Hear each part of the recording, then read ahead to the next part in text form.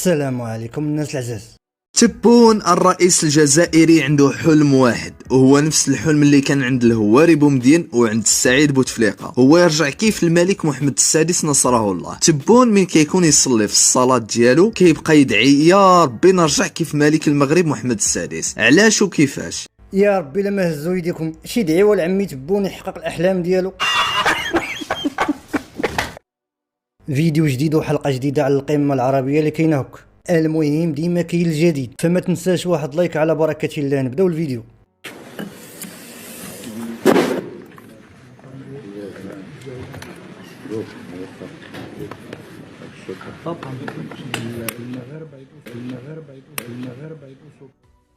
قال وزير الخارجية.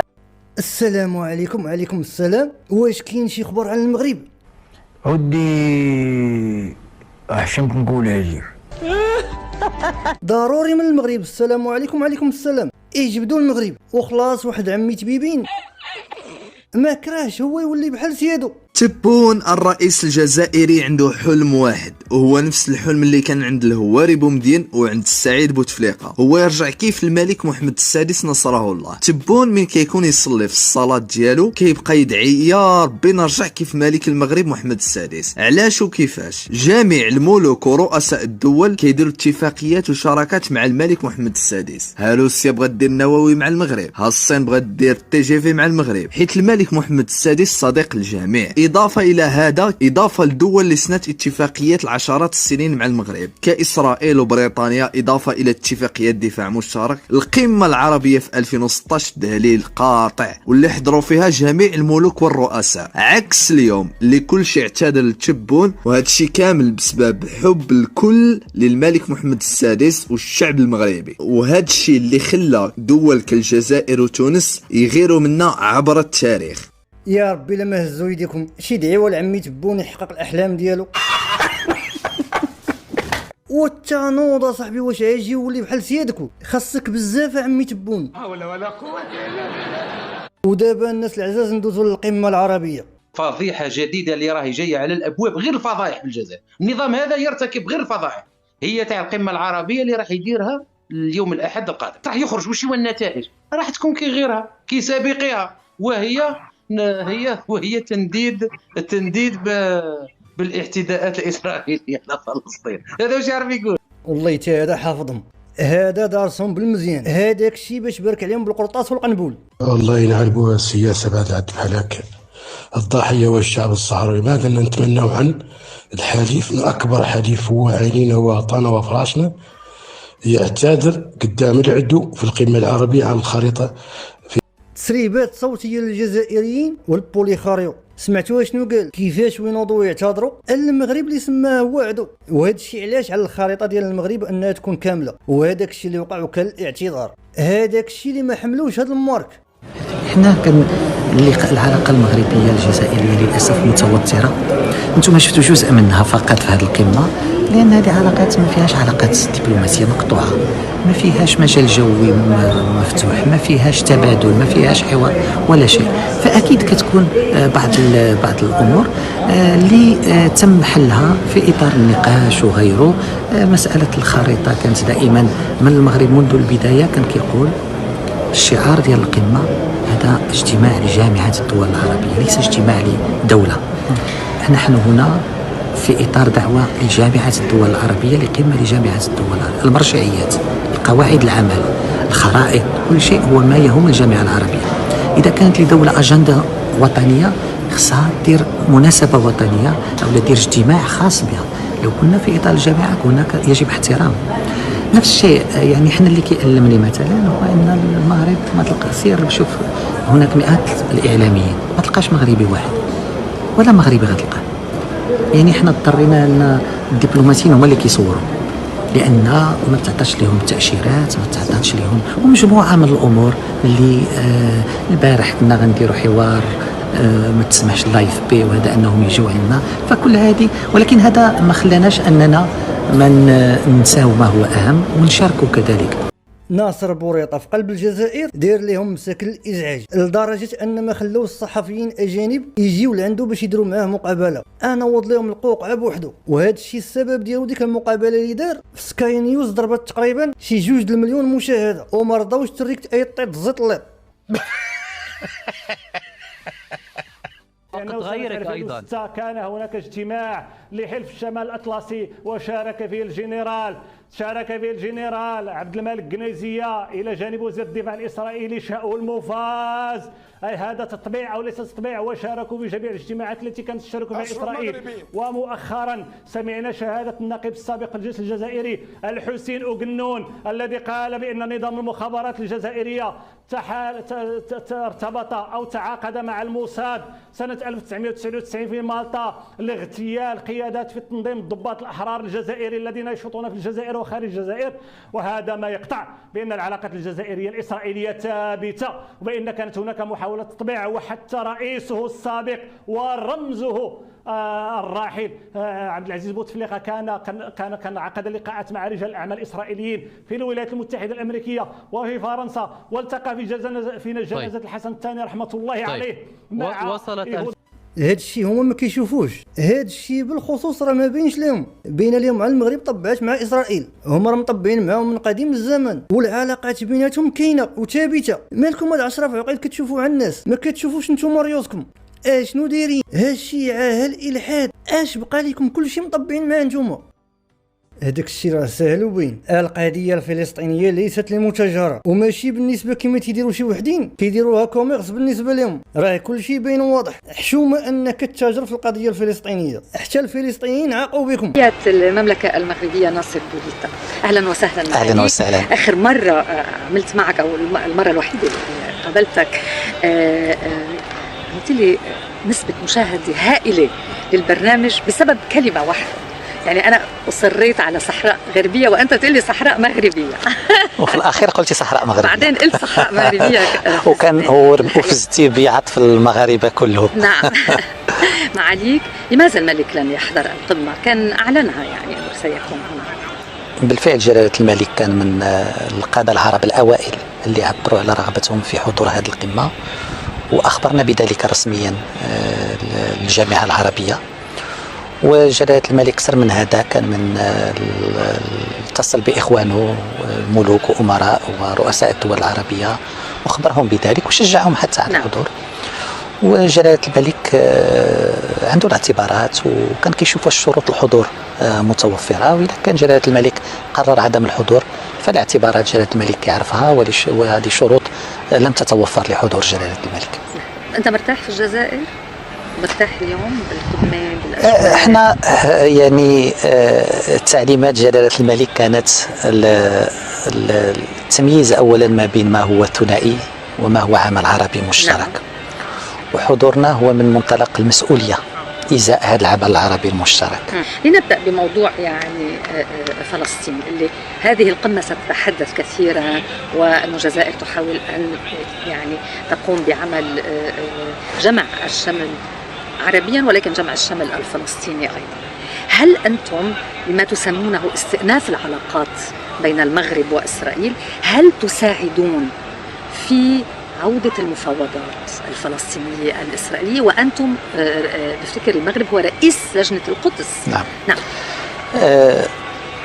بحال قلت يعني حضور الوفد المغربي بتعليمات ملكية كان بالنظر إلى هذا السياق، وجزء منه كبير مرتبط بالأجندة العربية وعلى رأسها التحديات اللي كتواجهها القضية الفلسطينية من يعني انتهاكات إسرائيلية للمسجد الأقصى، من هجوم على الأراضي الفلسطينية، واللي كلها المغرب كيتعامل معها من منطق المسؤولية ومن منطق التنديد بها كلما حدثت.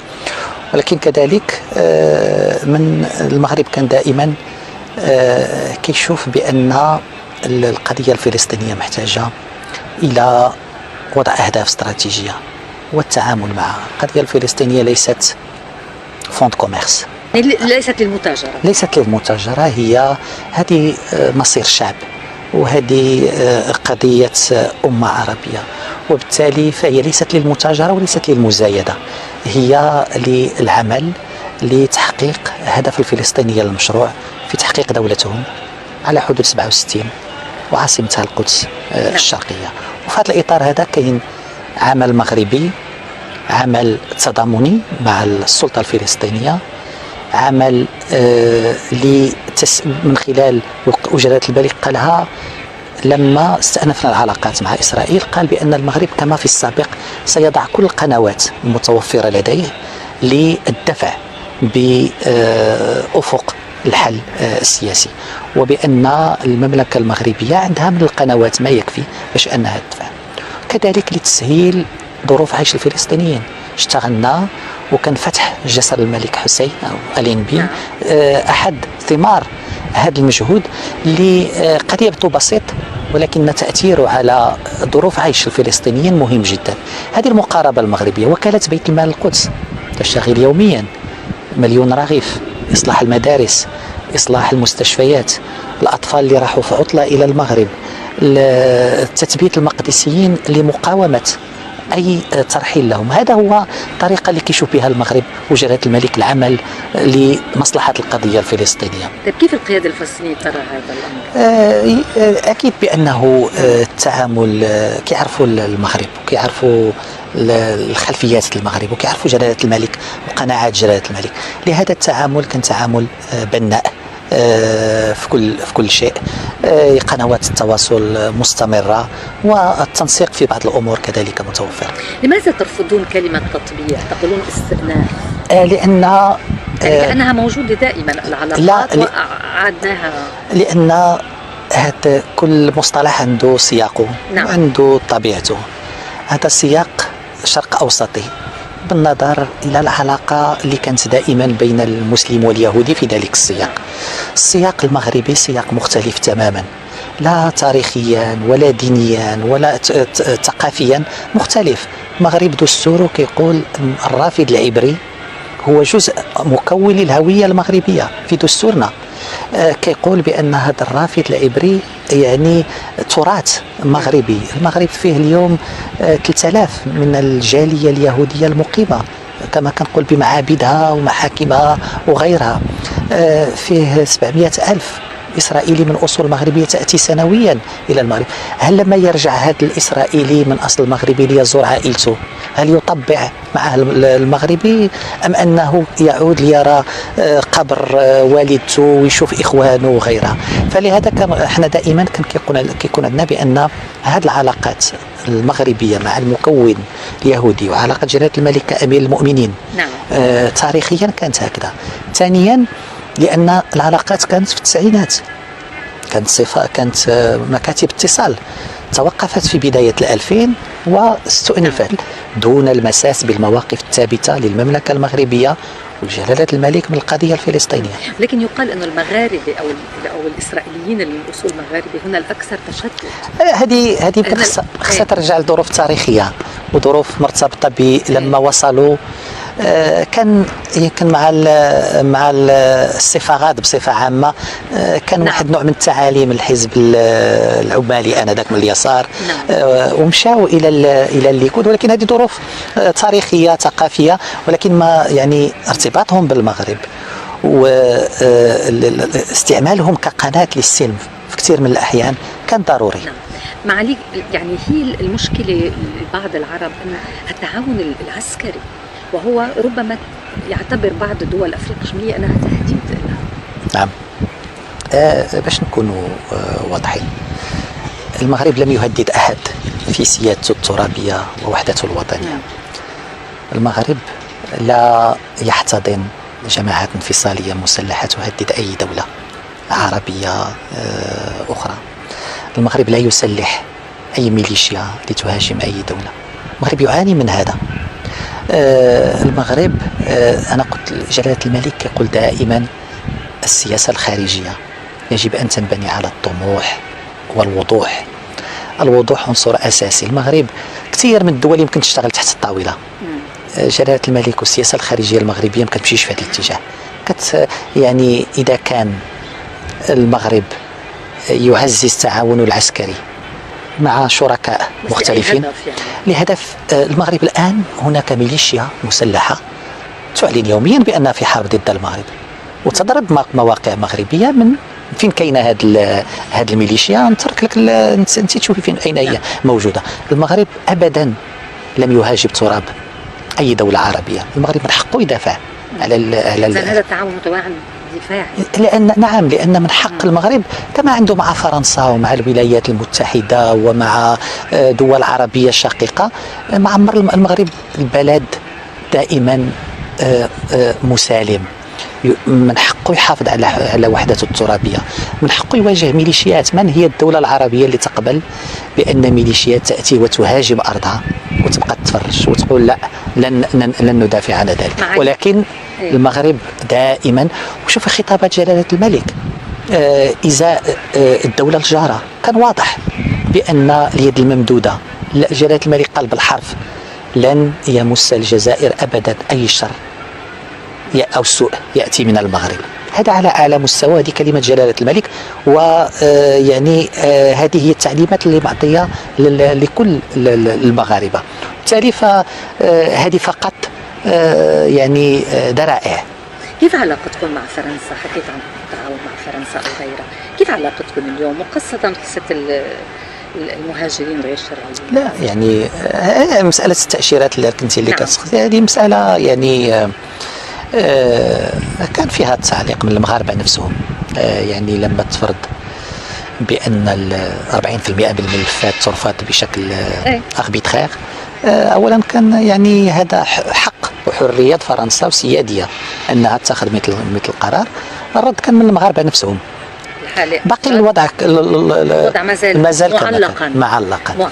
شكرا. طيب علاقتكم بالإدارة الأمريكية الجديدة كيف هي؟ هذه يعني صار لها هذه يعني هذه شراكة عندها سنوات، ما نحتاج نكررها. المغرب أول دولة اعترفت بالولايات المتحدة في 1777.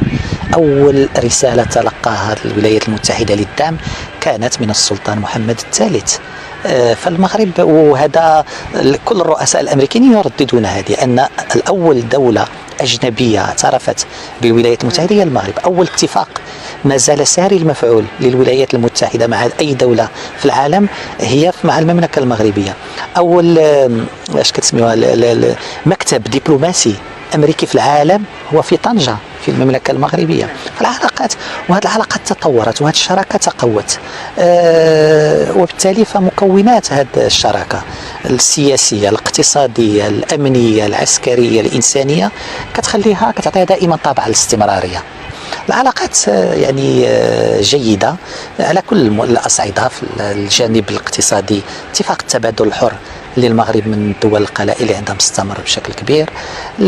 قضية الصحراء الولايات المتحدة جددت دعمها لمقترح الحكم الذاتي المغربي في إطار السيادة المغربية والوحدة الترابية للمملكة المغربية. هذه كلها إشارات إيجابية اللي كتمشي في اتجاه تعميق هذه العلاقات. معاليك في أزمة ضخمة، في حرب ضخمة بالعالم هي الحرب الأوكرانية الروسية، ما هو الموقف الحقيقي للمملكة؟ هو مبني على ثلاثة الاعتبارات. مبني أولا على مبادئ بأن المغرب دائما مع الوحدة الترابية للدول. بحال المغرب كيدافع، يعني الوحدة الترابية بحال المغرب كيدافع على أن لا يجب اجتياح دولة ما كيقبلش بأن دول أخرى، وأن المغرب أحد العناصر المهيكلة لسياسته الخارجية هي دفاع عن وحدته الترابية وسيادته الوطنية. ثانيا المغرب مع حسن الجوار وعدم استعمال العنف والحلول العسكرية للخلافات بين الدول، وكلها كنلقاوها في الأزمة الروسية الأخرى. هذا على مستوى المبادئ. ثانيا المغرب عنده علاقات متميزة مع الطرفين.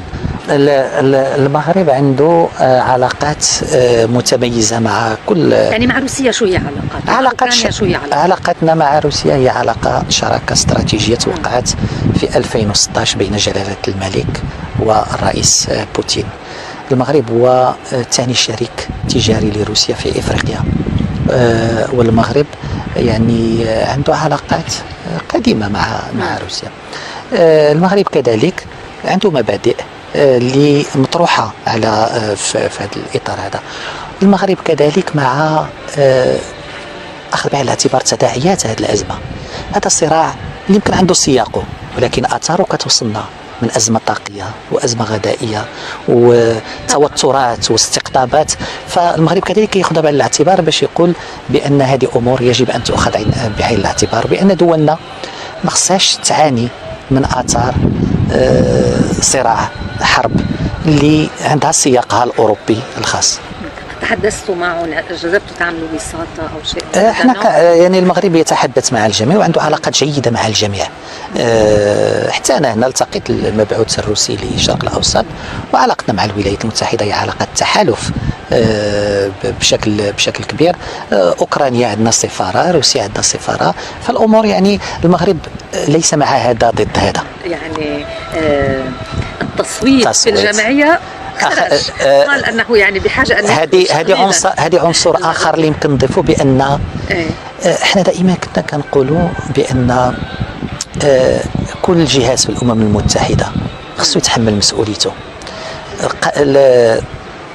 ميثاق الامم المتحده كيعطي مسؤوليه لمجلس الامن عند المساس بالامن والسلم الدوليين، ماشي حيت مجلس الامن كان عاجز ناخذوا الكره نعطيوها للجمعيه العامه. عنصر ثاني، احنا مع عدم تسييس المنظمات التقنيه. ماذا سيفيد هذه الحرب في اوكرانيا اذا اليونسكو صوتت او اذا WHO صوتت او لا؟ هذا ما يعني الجهاز اللي عنده المسؤوليه ما يمكنش يغطي على عجزه من خلال اجهزه اخرى او وكالات اخرى. لهذا المغرب كان غاب عن التصويت لانه ضد التصويت، ماشي لان ما عندوش موقف، ولانه عمليه التصويت حول مسائل مثل هذه ما غتحلش القرارات ولكن كتؤدي الى استقطابات اكبر. صوتنا في المره الاخيره مع القرار لانه كان بشان المبادئ، ولكن كان بشان مبادئ اخرى، هذه مش على الحرب. هذا كان بشان الاعتراف الاحادي الجانب، يعني اش كتسميوها دويلات او دول اللي تم قالت بانها مستقله، هذه كتناسب مع مبادئ المغرب. حنا ضد، احنا بالنسبه لنا الاعتراف بالدول كيتم اولا بعضوتها في الامم المتحده، بعد ذلك يتم الاعتراف بها. لهذا المغرب عندما كان يدافع على حق الدوله الفلسطينيه في الاعتراف بالامم المتحده. لما تكون عندك شرعيه في الامم المتحده انا نعترف بك كدولة، ولكن ما يمكنش. فهي مسائل كانت كذلك تهم بعض المبادئ اللي كيآمن بها المغرب في الحفاظ على التوازن والعلاقات اللي عنده الجيدة مع كل الأطراف. سؤالي الأخير معاليك، نرجع للقمة. هل أنت نوعا ما فينا نقول أنه في صفحة جديدة مع الجزائر أم لا؟ باش نكونوا واضحين، اليوم احنا كنقولوا لم الشمل. هذا العنوان هذا الشعار. انا كنقول دائما الشعارات كتكون يا اما نوايا او كتكون اهداف. شحال من حدود مقفله في العالم من غير الكوريتين، اسرائيل وفلسطين خلينا نقول والمغرب والجزائر. يعني 2 من اصل 3 عرب. يعني هذوك ما عندهم طبع، يعني شكون احنا كم علاقه دبلوماسيه مقطوعه بين دول عربيه؟ كثير اعتقد الاقل المغربيه الجزائريه مقطوعه.